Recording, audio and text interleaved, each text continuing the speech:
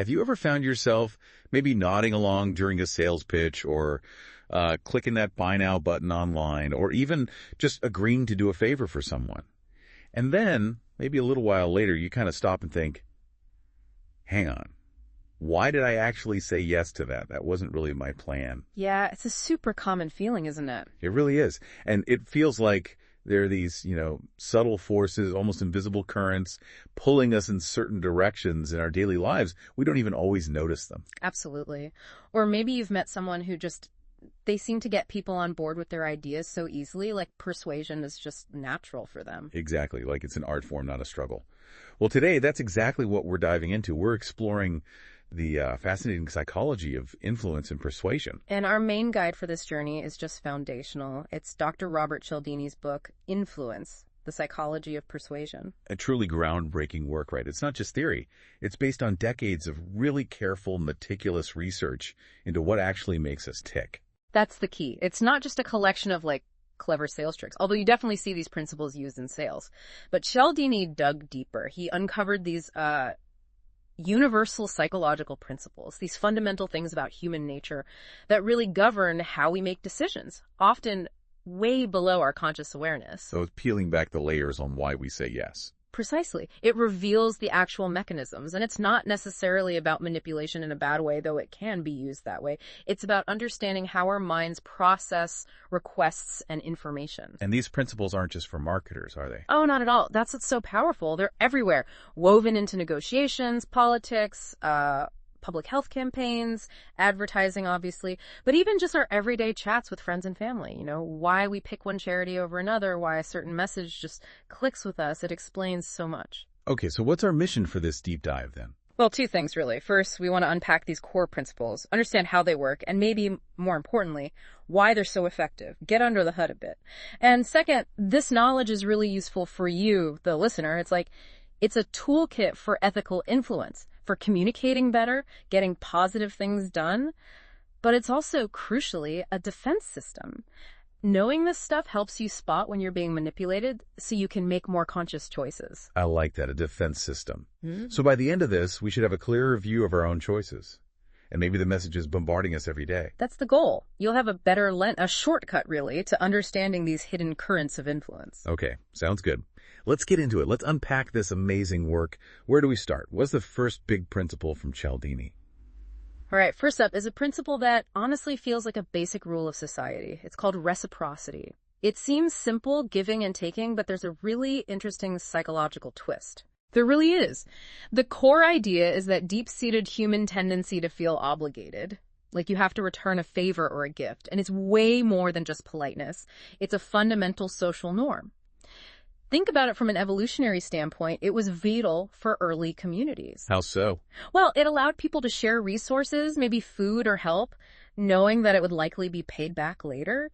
It built trust, cooperation, survival, really. Cialdini points out we feel this actual discomfort, like a psychological weight, when we get something and don't give back. We feel indebted. Like we owe them something. Exactly. There's this internal pressure to balance the scales, to be seen as fair. Can you give an example? How does this actually work? Okay, a classic Cialdini example. Imagine you're walking through a supermarket, maybe you're thinking about your shopping list, and someone at a little stand offers you a free sample of cheese. You didn't ask for it, weren't planning on buying cheese, maybe. Happens all the time. Right. You take it, it tastes good, and then what happens? Often this subtle feeling creeps in. A little sense of obligation to the person or the brand, and that feeling might just nudge you to buy a block of that cheese. Or at least you feel warmer towards that brand now. Ah, okay, even from just a tiny cube of cheese. That's reciprocity in action. That small, unsolicited gift creates a little psychological debt, and we feel this pull to repay it. So it's not really about the value of the gift itself, like the cheese sample's worth pennies, but you might buy a $10 block. Precisely. That's a key insight. The power isn't necessarily in the value exchange, it's in the act of giving first. The psychological discomfort of feeling indebted often outweighs the actual cost of reciprocating. So a small initial favor can trigger a much larger return favor. Wow, so it creates an imbalance that we feel compelled to fix. Exactly. And it's not just about gifts. This also works with concessions. Cialdini calls it reciprocal concessions, sometimes known as the door-in-the-face technique. Door in the face? How does that work? Okay, so a persuader starts with a really big request. something they know you'll probably say no to. Like asking for a huge donation, maybe? Yeah, or asking a teenager for, say, $100, knowing they'll get a no. Then, right after you refuse, they make a much smaller, more reasonable request, the one they actually wanted all along. Ah, so like asking for $20 after the $100 was rejected? Exactly. Because they've appeared to make a concession by backing down from the big request, you feel this subtle pressure to reciprocate their concession by agreeing to the smaller one. The $20 suddenly seems way more reasonable in comparison. That's clever. Sneaky, almost. It can feel that way, but it works because of that fundamental reciprocity urge. So where do we see this used? Marketing is full of it. Free trials for software, streaming services, free consultations. Those little free gifts like pens from a bank. Free samples. All designed to trigger that initial feeling of obligation. Makes sense. Get something free, feel like you owe them at least your attention, or maybe a purchase later. Right. Online, it's free reports, free webinars, valuable blog posts. You consume their free stuff, you feel more inclined to buy their paid stuff later. In negotiations, making a small concession early on can encourage the other side to concede something too, not just logically, but because of that social pressure. And even just everyday life, right? Yeah. You invite someone over, they feel they should invite you back. Absolutely. It underpins so much of our social interaction. It builds relationships, but it also makes us susceptible to influence. Cialdini really nailed it when he said, people say yes to those they owe. It just makes you pause, doesn't it? How many times have we said yes because of that tiny nagging feeling of obligation? Maybe that free coffee led to buying a pastry you didn't need, or helping a friend move meant you couldn't say no when they asked for a big favor later. What about you listening now? Can you think of a time reciprocity nudged your decision? It's fascinating how that small initial act can ripple outwards. Okay, so that initial favor creates an obligation. And interestingly, making a small commitment can also create a powerful force, pulling us towards future actions. And this next one is really intriguing, moving from that external owing feeling to an internal drive, commitment and consistency. Yes, this one taps into something really deep within us, our desire to be consistent, to have our actions align with our past decisions and statements. We want our behavior to make sense, both to ourselves and to others. So once we commit to something, even small, we feel this pull to stick with it. Exactly. The core idea is that once we make a stand or take a position, especially publicly, we encounter internal and external pressures to behave consistently with that commitment. Internally, it's about maintaining a stable self-image. We want to see ourselves as rational, reliable people. Acting inconsistently creates cognitive dissonance, that uncomfortable feeling when our actions don't match our beliefs or previous statements. And externally, what's the pressure there? Externally, consistency is associated with being logical, trustworthy, and stable. Inconsistency can make us look erratic, indecisive, or even hypocritical in the eyes of others. So we're motivated to keep our actions aligned with what we've said or done before. Okay, so how does this play out? Cialdini must have some great examples. Oh, a classic one. He describes a study where researchers went door to door in a neighborhood. They asked homeowners if they would put a tiny, unobtrusive sign in their window or on their lawn that said, "Be a safe driver." Okay, pretty small request, easy to say yes to. Right, most people agreed. Then, a few weeks later, the researchers went back to those same homeowners, but also to other homeowners who hadn't been approached before. This time, they asked everyone if they would install a huge, poorly lettered, frankly quite ugly "Drive Carefully" sign right on their front lawn. Oh, wow. That's a much bigger ask. Obstructing the view probably looks terrible. Exactly. Now, guess what happened? The people who had agreed to the tiny sign weeks earlier were far more likely, something like 76% compared to 17%, to agree to put up the massive ugly sign. No way. Just because of that tiny first sign. Yes, because they had already made that small initial commitment. They now saw themselves and had publicly shown themselves as citizens concerned about driving safety. To remain consistent with that self-image, they felt compelled to agree to the much larger request. That's the foot in the door technique. But precisely. You start with a small, easy yes that gets your foot in the door, and that paves the way for a much bigger yes later on. The initial commitment alters their self-perception. And you mentioned public commitments being even stronger. Absolutely. When we state something publicly or write it down, our commitment deepens significantly. Our desire to maintain that stated position and look consistent to others becomes much more powerful. Think about writing down goals versus just thinking about them. Yeah, writing them down makes them feel more real, more binding. Exactly. And even passive agreement can work. Just nodding along in a meeting or not voicing an objection can create a subtle internal commitment that makes you more likely to support that idea later. So where else do we see this commitment and consistency principle being used? Oh, all over. In sales, think about getting you to agree to a small trial or fill out a short form or sign up for a newsletter before they hit you with the bigger pitch for the actual product. The test drive before selling the car. Classic example. Each step builds commitment. Online platforms do this brilliantly with onboarding. Create a profile, add a photo, connect with friends. Each small yes makes you more invested in using the platform. In behavior change campaigns, asking people to make a public pledge to quit smoking or exercise more, that public commitment significantly increases follow-through. Makes sense. You don't want to let people down or look like you failed. Right. And charities know this too. Getting a small initial donation, even just a few dollars, is key. Once someone donates, they've identified themselves as a supporter of that cause. They're much more likely to give larger amounts later to remain consistent with that identity. Cialdini sums it up as, we want to act in ways that align with what we've said or done before. It really is about that internal momentum. Once you start down a path, it's psychologically easier to keep going than to change course. It makes you reflect, doesn't it?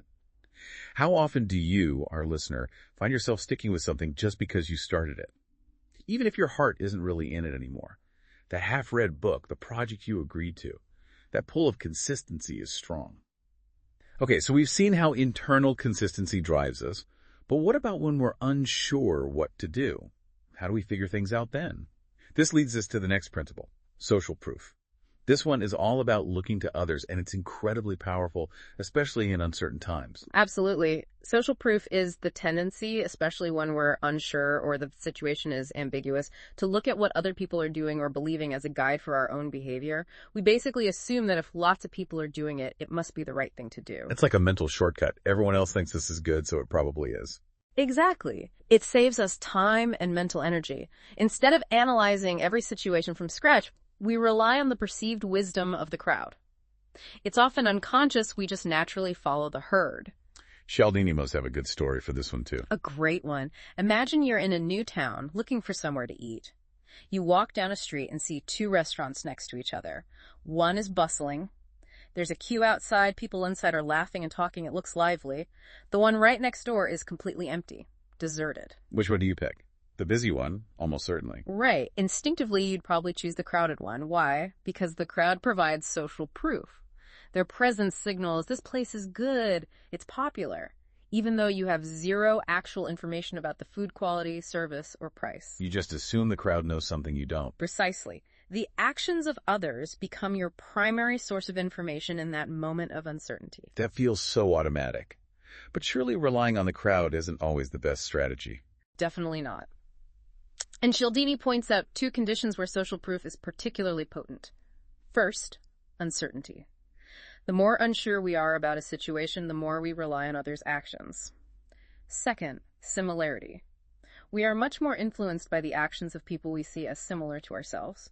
If people who share our age, background, or interests are doing something, we're more likely to think it's the right thing for us to. Ah, okay. People like me do this. Yes. But this is also where it can go wrong. Think about the bystander effect. If someone is in trouble, but lots of people are around and nobody's helping, individuals often fail to act. Why is that? Because they look around, see nobody else reacting, and take that inaction as social proof that maybe it's not a real emergency or someone else will handle it. Everyone assumes someone else knows better, and the result is collective inaction. It's called pluralistic ignorance. That's chilling. So social proof can actually prevent helpful behavior. It can. And it also drives things like fashion trends, investment bubbles, political bandwagons. If something appears popular, its popularity itself becomes a reason for more people to jump on board, sometimes regardless of its actual merit. So how is this used deliberately? In marketing or media? Oh, constantly. Online marketing is fueled by it.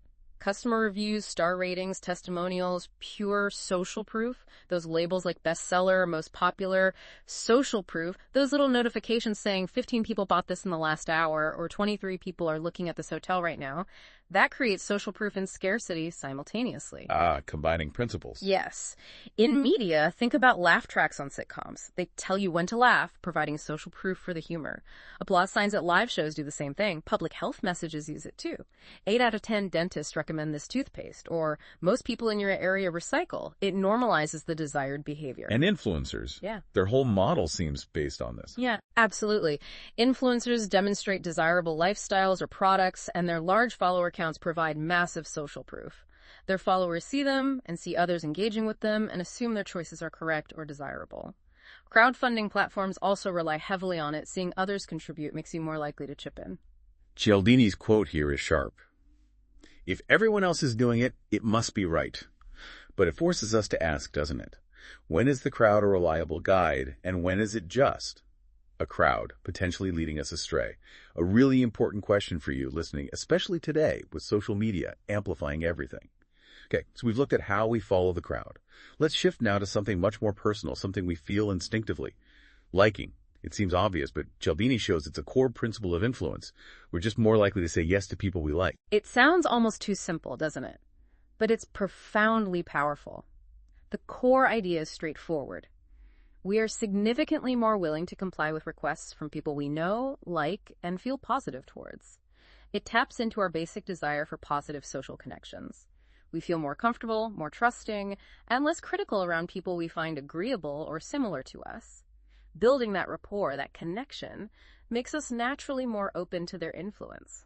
So that friendly salesperson isn't just being nice, maybe. They might be genuinely nice, but niceness definitely helps persuasion. Think about it. Cialdini asks us to recall a time we were more inclined to buy something from someone who, say, paid us a genuine compliment. Or someone who discovered you shared a hobby. Maybe you both follow the same sports team, or love the same kind of music, or even just someone with a really warm, friendly smile. Yeah, you feel a connection, even a small one. It lowers your guard. Exactly. That positive feeling you get towards the person spills over onto their message or request.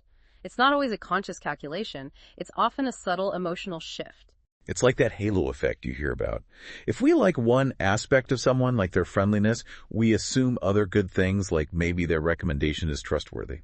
That's a perfect way to put it. The halo effect is definitely part of this liking principle. And Cialdini breaks down why we like people, what factors consistently boost liking and therefore persuasion. First, physical attractiveness.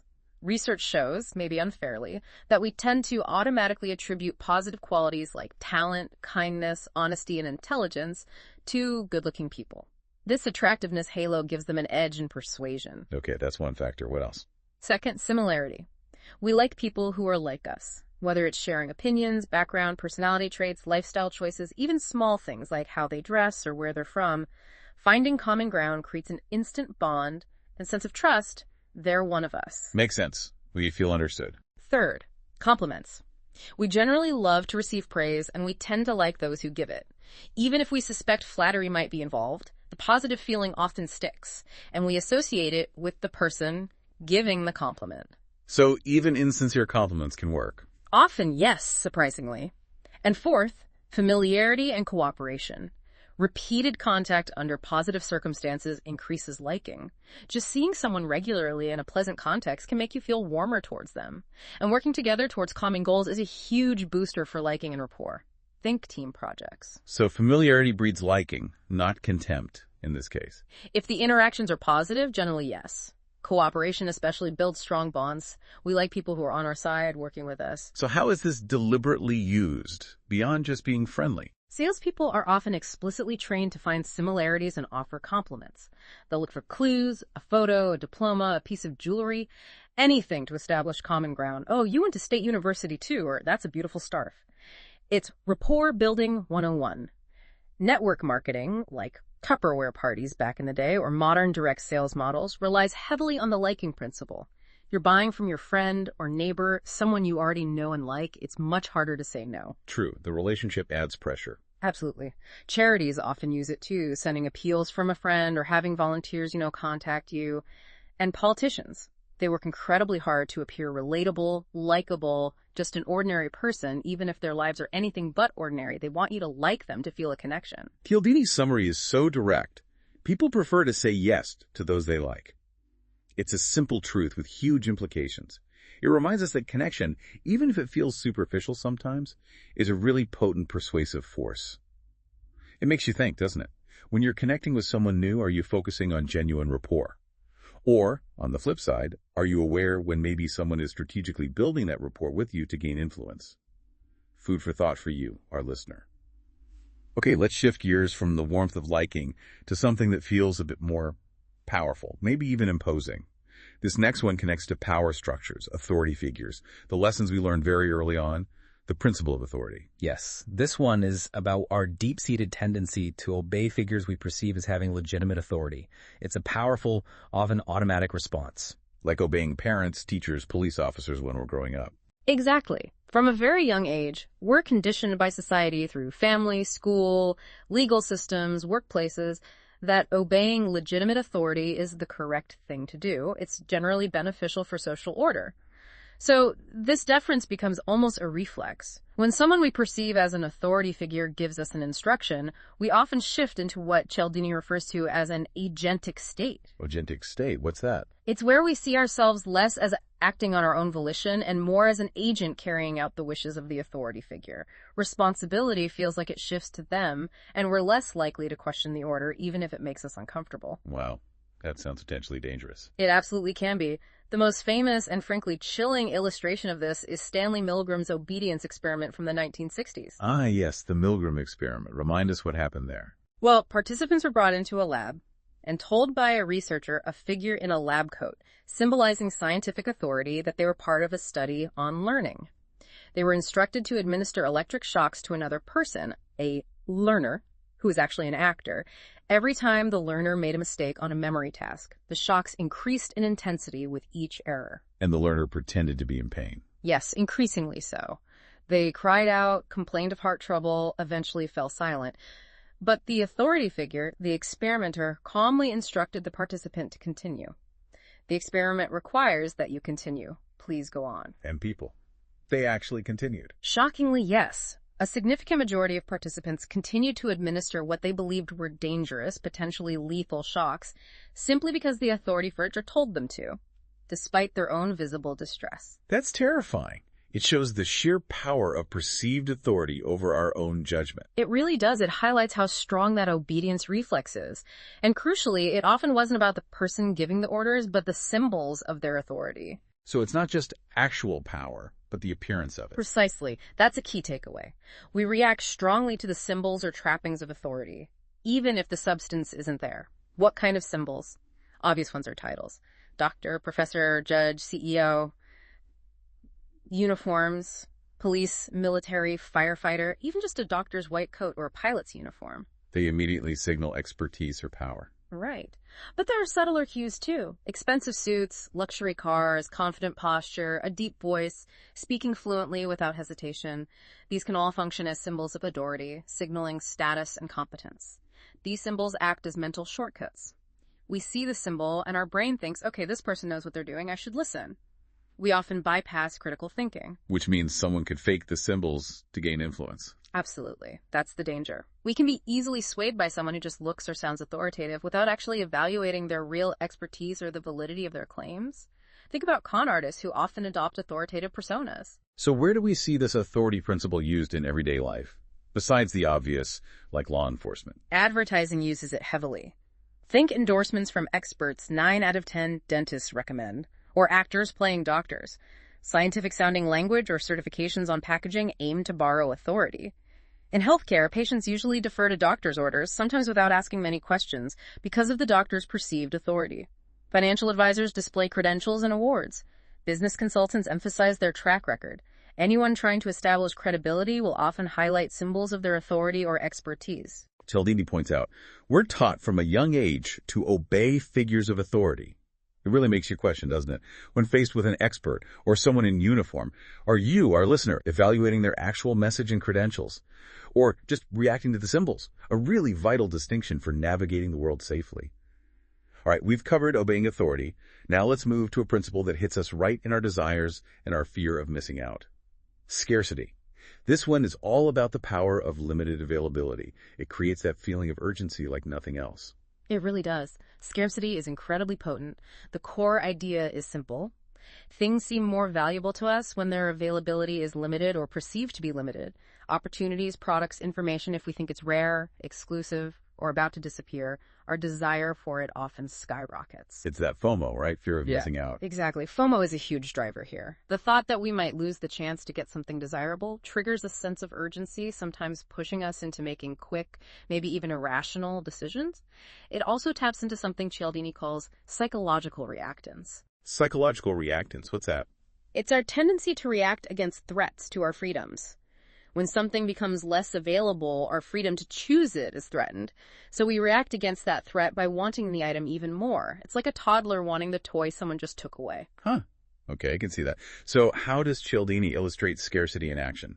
A classic example is online shopping. You're browsing, maybe looking at a pair of shoes or a hotel room. You're interested, but maybe still deciding. Then suddenly a bright red notification appears. Only 2 left in stock. Or sale ends in 1 hour, or someone just booked the last room at this price. Oh yeah, happens constantly. Right. And it definitely makes you anxious. Right. That casual interest instantly becomes urgent. You feel pressure to buy now before it's gone, even if you weren't totally sure you wanted it moments before. Your perception of its value just jumped. Exactly. That immediate surge in desire and urgency is the scarcity principle grabbing you. The perceived limitation dramatically changes your calculation. So why is this so effective? It's not just FOMO, is it? Well, FOMO and psychological reactance are big parts, but there are other reasons too. First, we often use availability as a shortcut for quality. If something is rare or hard to get, we subconsciously assume it must be good or highly desirable. If everyone wants it and there aren't many left, it must be valuable. Like concert tickets for a popular band. Perfect example. Second, we're generally more motivated by the fear of loss than the prospect of gain. Losing out on an opportunity feels worse than gaining an equivalent. One feels good. Scarcity directly plays on this loss aversion. We act fast to avoid the loss. And third, limited access implies exclusivity.